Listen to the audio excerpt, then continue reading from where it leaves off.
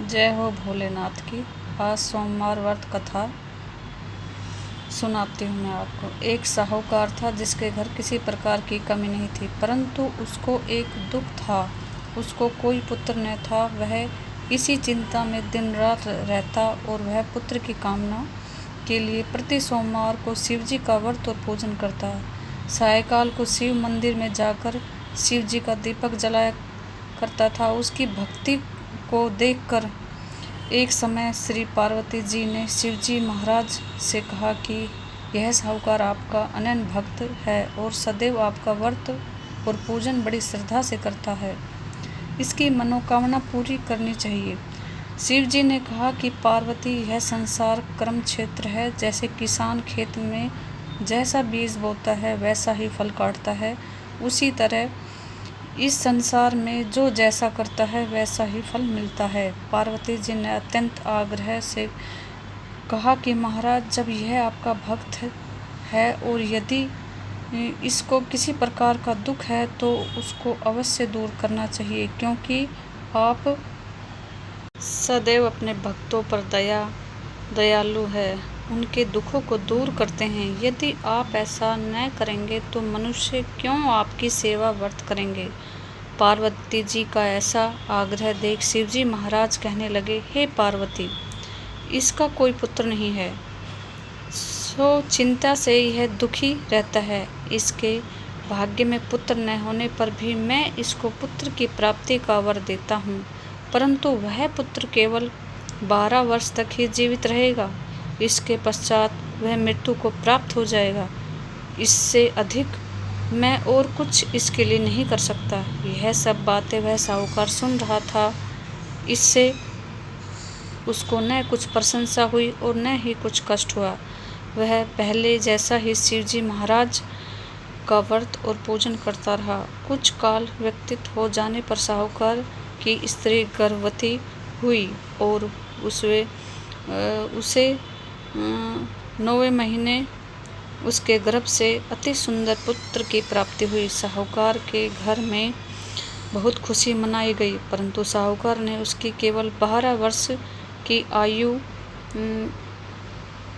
जानने का कोई अधिक प्रशंसा प्रकट नहीं की और न ही किसी को भेद बतलाया।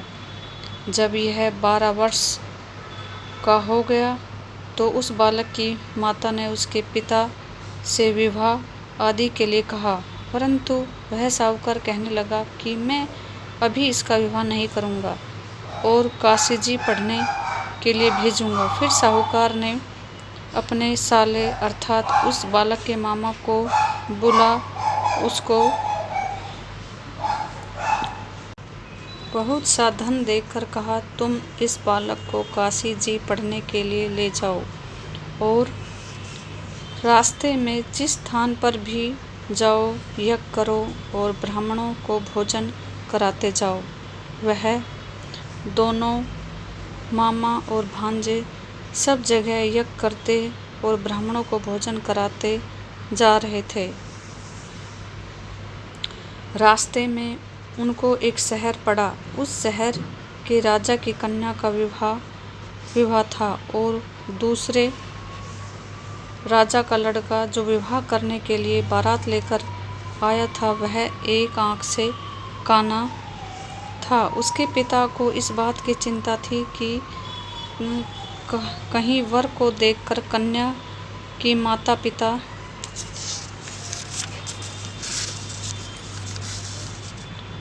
विवाह में किसी प्रकार की अड़चन पैदा न कर दे। इस कारण जब उसने अति सुंदर सेठ के लड़के को देखा तो मन में विचार किया कि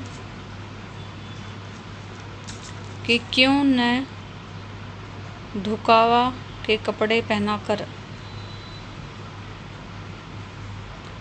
इसको विवाह के लिए ले जाएं। फिर उसको वर के कपड़े पहना तथा घोड़े चढ़ा ढुकावा पर ले गए और बड़ी सुंदरता से सब कार्य हो गए। वर के पिता ने सोचा कि यदि विवाह कार्य भी इसी लड़के से कराया जाए तो क्या बुराई है। ऐसा विचार कर लड़का और उसके मामा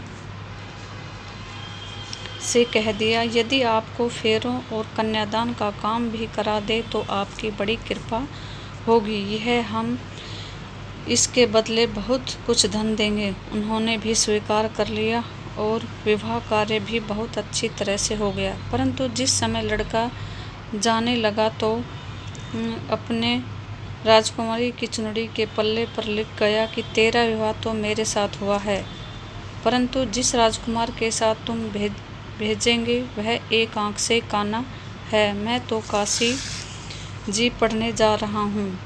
उस राजकुमारी ने जब चुनरी पर ऐसा लिखा हुआ पाया तो उसने राजकुमार के साथ जाने से मना कर दिया और कहा कि मेरा पति नहीं है, मेरा विवाह इसके साथ नहीं हुआ है, वह तो काशी जी पढ़ने गया है। राजकुमार के माता पिता ने अपनी कन्या को विदा नहीं किया और बारात वापस चली गई। उधर वह सेठ का लड़का और उसका मामा काशी जी पहुँच गए। वहाँ जाकर उन्होंने यज्ञ करना और लड़के ने पढ़ना शुरू कर दिया। जब लड़के की आयु 12 साल की हो गई तब एक दिन उन्होंने यज्ञ रचा रखा था कि लड़के ने अपने मामा से कहा, मामा जी आज तो मेरी तबीयत ठीक नहीं है। मामा ने कहा, अंदर जाकर सो जाओ। लड़का अंदर जाकर सो गया और थोड़ी देर में उसके प्राण निकल गए। जब उसके मामा ने आकर देखा कि वह तो मुर्दा पड़ा है तो उसको बड़ा दुख हुआ और उसने सोचा कि मैं अभी रोना पीटना मचा दूंगा तो यज्ञ का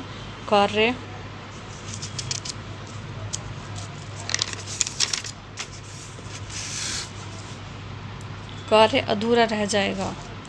अतः उसने जल्दी से यज्ञ का कार्य समाप्त कर ब्राह्मणों के जाने के बाद रोना पीटना आरंभ कर दिया।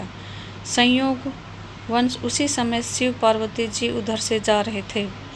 पार्वती जी के कहने लगी, महाराज कोई दुखिया रो रहा है, इसके कष्टों को दूर करें। तब शिव जी बोले, इसकी आयु इतनी थी सो भोग चुका है। पार्वती जी ने कहा कि महाराज कृपा करके इस बालक को और आयु दो, नहीं तो इसके माता पिता तड़प तड़प कर मर जाएंगे। पार्वती जी के इस प्रकार बार बार आग्रह करने पर शिव जी ने उसको जीवन दान दिया और शिव जी की कृपा से लड़का जीवित हो गया। शिव जी पार्वती जी कैलाश चले गए। तब उसी प्रकार यज्ञ करते हुए अपने घर की ओर चल पड़े। रास्ते में उसी शहर में आए जहाँ उसका विवाह हुआ था। वहाँ पर आकर उन्होंने यज्ञ किया तो लड़के के ससुर ने उसे पहचान लिया और अपने महल ले जाकर बड़ी खातिर के साथ बहुत दास दासियों के सहित आदरपूर्वक लड़की की जमाई को विदा किया। जब वह अपने शहर के निकट आया तो मामा ने कहा कि मैं पहले तुम्हारे घर जाकर सबको खबर कराता हूँ। उस समय लड़के के माता पिता अपने घर की छत पर बैठे हुए थे और उन्होंने यह प्रण कर रखा था कि यदि हमारा पुत्र सकुशल घर आए तो राजी खुशी नीचे उतर जाएंगे, नहीं तो छत से गिरकर अपने प्राण खो देंगे। इतने में लड़के के मामा ने आकर यह समाचार दिया कि आपका पुत्र आ रहा है, परंतु उनको विश्वास नहीं आया। तब उसके मामा ने शपथपूर्वक कहा कि आपका पुत्र अपनी स्त्री के साथ बहुत सारा धन साथ लेकर आया हुआ है। तो सेठ ने आनंद के साथ उसका स्वागत किया और बड़ी प्रशंसा से रहने लगे। इसी प्रकार जो कोई भी यह पढ़ता है सुनाता है उसके सभी दुख दूर होकर उसकी समस्त मनोकामना पूर्ण होती है। जय हो भोलेनाथ भंडारी। हे शिव पार्वती, जैसे सेठ पर दया करी ऐसे सभी पर दया अपनी कृपा दृष्टि बनाए रखना। जय हो भोलेनाथ। ओम नमः शिवाय।